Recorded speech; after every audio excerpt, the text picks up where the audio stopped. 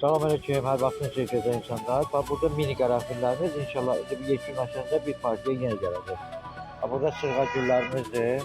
Zona nigeranlardır. Bak burada gördüğünüz renklerdir. Pelargonya az sayıda kalır inşallah yeni olacak. Bak burada kartof güllerdir, sukulentlerdir, renkli ramaşkalardır, gazanyadır. Orada kalenduladır, kağıt güllerdir. Sonra bak burada güzel gerberalardır. Karikler hem şehri formada var hem tomurcuklu formada var.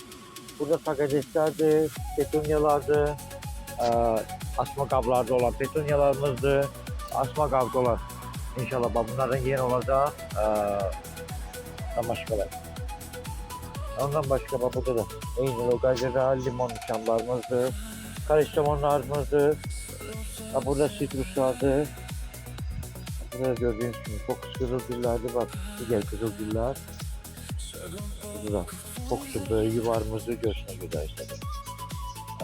Bak burada az sayıda da Ledibenix'ler var. Hem orta ölçü var hem orada iri ölçülerimiz var. Bak burada gördüğünüz. Burada da kazanyalarımızdı ve sitruslardı. Farklı sitrus ağaçlardı. Kim için meraklı olsa bana buyurup elde edebiliriz.